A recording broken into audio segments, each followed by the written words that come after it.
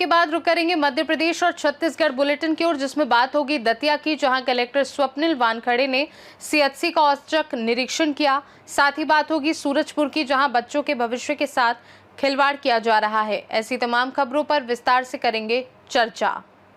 Datia collector Swapnil Wankhede ने बुधवार को भांडेर सामुदायिक स्वास्थ्य केंद्र का औचक निरीक्षण किया। उन्होंने अव्यवस्थित व्यवस्थाओं पर नाराजगी जताते हुए मरीजों को बेहतर सुविधा देने के सख्त निर्देश दिए। कलेक्टर ने लेबर रूम, दवा वितरण कक्ष, एनआरसी, शौचालय व प्रसव पूर्व देखभाल वार्ड का निरीक्षण किया और खाली वार्ड देखकर नाराजगी जताई। उन्होंने निर्देश दिया कि गर्भवती महिलाओं को प्रसव से 3 से 4 दिन पहले भर्ती कराया जाए, ऑनलाइन पंजीयन सुनिश्चित हो तथा मोतियाबंद शिविर सप्ताह में 2 दिन आयोजित हो। कलेक्टर ने जन भागीदारी से CCTV, inverter, AC, water cooler आदि की व्यवस्था कराने और एक्सरे स्टाफ की नियुक्ति 1 सप्ताह में करने के निर्देश दिए। साथ ही विधायक निधि व जन भागीदारी से हॉल निर्माण, रेन वाटर हार्वेस्टिंग, पार्क व विद्युत व्यवस्था पर भी विचार किया। उन्होंने कहा कि 10 तारीख तक सभी सुधार पूरे किए जाएं। आज जो रोगी कल्याण समिति की बैठक भी आज रखी है, इसके साथ साथ ही जो हमारा अस्पताल है उसका निरीक्षण भी किया गया। अस्पताल की व्यवस्थाएं देखी गई, कैसी लगी और संबंधित को निर्देशित किया गया है। बहुत सारी व्यवस्था जिसमें ज़रूरत है वो सभी व्यवस्थाओं के लिए बताया गया है। जैसे कि अस्पताल में एसी की व्यवस्था है, जो वेटिंग रूम है उसको नया बनाना, पुराने एएनसी है उसको ठीक करना एवं इन्वर्टर लगाना, बहुत सारी व्यवस्थाएं बताई है। और अपेक्षा है कि अगले 1 महीने में हम लोग इसको इम्प्रूव कराएंगे। 1 से 2 महीने में, दिवाली के पहले काफ़ी अच्छा यहाँ हो जाएगा। दतिया से सी न्यूज़ संवाददाता नितिन दांत्रे की रिपोर्ट। इंदौर के बाणगंगा थाने में दीपा रघुवंशी ने शिकायत दर्ज कराई है कि सेवा गृह ऋण लिमिटेड के एजेंट उनके घर आकर मकान कब्जाने की धमकी दे रहे हैं और परिवार की महिलाओं से अभद्र व्यवहार कर रहे हैं। दीपा के पति स्वर्गीय मुकेश रघुवंशी ने कंपनी से मकान पर लोन लिया था, जिसकी शर्तों के अनुसार लोन धारक का बीमा होना अनिवार्य था। पति की मृत्यु के बाद लोन बीमा कंपनी द्वारा चुकाया जाना चाहिए था, लेकिन इसके बावजूद एजेंट प्रतिदिन शाम को आकर जबरन वसूली कर रहे हैं। पीड़िता ने एफआईआर दर्ज करने और बीमा की शर्त लागू कर ऋण माफ करने की मांग की है। आज आप बाणगंगा थाने पे आवेदन लेकर आए, किस प्रकार का आवेदन दिया है और किस तरीके का टीआई साहब ने आपको आश्वासन दिया है? सर, मेरे पति की मृत्यु हुई, अभी अगस्त में ही मृत्यु हुई है और लोन वाले मेरे को घर आके परेशान कर रहे, फोन लगा रहे, धमकी दे रहे कि तुम किस्त भरो नहीं तो तुम्हारा मकान सील कर देंगे। और मैं लगातार किस्त मेरी भरते जा रही हूँ। अभी जुलाई में मैंने किस्त भरी थी, ऑनलाइन पेमेंट करा था और उसके बावजूद भी मेरी किस्तें ड्यू बता रहे और मेरे को धमकी दी जा रही है कि आपका मकान सील कर देंगे और आप पैसे भरो। तो 2400 रुपए की मांग कर रहे और बैंक वाले बोल रहे कि आपके कुछ पैसे किस्त में से जमा थे, तो आपके जो पैसे बचे हैं, जो पैसे जमा है वो उसमें मिला के ना आपके 2500 रुपए आप जमा कर दोगे तो आपकी एक किस्त मिला के जमा हो जाएगी इस महीने की, तो आपको 1 महीने का समय मिल जाएगा। कितने का लोन लिया था? 325 का लोन लिया था सर। और कितने वर्ष पूर्व लोन लिया गया? ये लिया था 18 में। कितने साल हो गए लोन लिए? लोन लिए तो अभी 7 साल हो गए मेरे को सर भरते हुए। कितना लोन भर चुके हैं? 4.5 लाख रुपए भर चुके हैं सर। और हाँ, 4.5 बावजूद आप पर दबाव, उसके बावजूद दबाव बनाया जा। इसमें थाना बाणगंगा क्षेत्र की एक महिला है, जिसका ये कहना है कि उसके पति शांत हो गए हैं और अभी वो किस्त भरने की स्थिति में नहीं है। तो कुछ लोग बैंक के जो वसूली करने वाले कर्मचारी रहते हैं वहाँ पे आए थे, उन्होंने उसके घर पे नोटिस चस्पा किया है और उसको धमकाया कि तुम्हें देना पड़ेगा, वो भद्रता की है। शिकायत मिलने के पश्चात से जो व्यक्ति वहाँ पर आया था, प्रताप नाम बताया जा रहा है, उसको थाने पर बुलाया जा रहा है और इसकी पूरी जांच की जा रही है। जांच के बाद जो भी तथ्य प्राप्त होंगे उस आधार पर कार्रवाई की जाएगी। ये आवेदन देने वाले का कहना है कि पिछले 7 सालों से जितना लोन था उससे ज्यादा, क्योंकि इसमें ये बता रहे हैं कि 3.5 लाख का लोन लिया था और 4.5 भर चुके हैं। तो क्योंकि 7 साल की अवधि में इन्होंने भरा है, तो वो प्रथम दृष्टया दिख रहा है कि वो जिसका जो ब्याज लगता है वो है। और उनके द्वारा बताया गया कि बीच बीच में उनके द्वारा किस्त भरी भी नहीं गई थी, तो उसका भी जो उनकी पेनल्टी वगैरह उसमें होगा।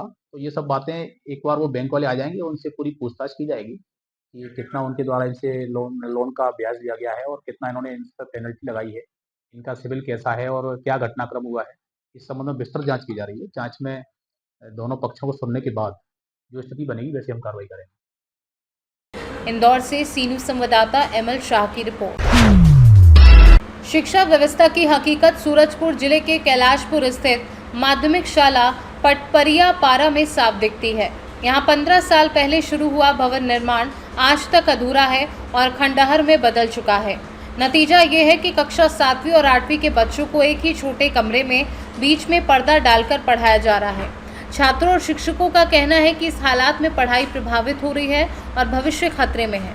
शिकायतों के बावजूद अब तक नया भवन नहीं बना है और पानी व अन्य मूलभूत सुविधाओं की भी भारी कमी है। दिक्कत है कि यहाँ एक ही भवन में 2 कक्षा लगता है, तो फिर हमें इधर का आवाज़ उधर सुनाई देता है, उधर का आवाज़ इधर भी सुनाई देता है, तो पढ़ने में डिस्टर्बिंग होता है। हमें एक भवन चाहिए और बस यही चाहिए। हमें बहुत दिक्कत आ रही है। वहाँ का पढ़ाई इधर सुनाई देता है, इधर का पढ़ाई उधर सुनाई देता है, तो हमें पढ़ने में डिस्टर्ब होता है।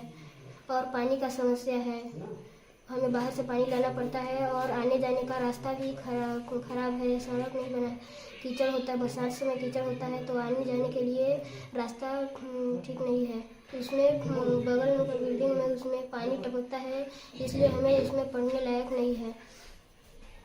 क्योंकि भवन नहीं है सर, एक ही कमरा है हमारे विद्यालय में और एक प्राथमिक शाला के अतिरिक्त कक्षा है, तो वहाँ एक कक्षा वहाँ संचालित होती है और यहाँ 2 कक्षा संचालित होती है, और इसलिए हमको पर्दा लगाना पड़ा क्योंकि एक टीचर उधर पढ़ाते हैं और एक टीचर इधर पढ़ाते हैं। दिक्कत तो आ रही सर, मतलब क्या है कि जब उधर टीचर क्लास ले रहे हैं और इधर टीचर ले रहे हैं, दोनों की आवाज़ एक दूसरे में गूंज रही है, बच्चे में भी हो रहा है, आवाज़ भी जा रही है, इसलिए हमको परेशानी तो हो रही है। वो खंडहर पड़ा हुआ सर, उसमें लगाने लायक नहीं है। वो मतलब यहाँ का जो प्राथमिक शाला से माध्यमिक शाला में उन्नयन हुआ था 2006 में हुआ था, और उसके बाद विद्यालय बना। मतलब ये विकास खंड में पंचायत स्तर में हम लोग कई बार मांग किए कि एक अतिरिक्त कक्षा कम से कम बनवा दिया जाए, या विकास खंड में भी आवेदन दिए हैं, लेकिन आज तक कोई कार्रवाई नहीं हुई। सड़क तो सर यहाँ अपना गेट यहाँ बगल से है।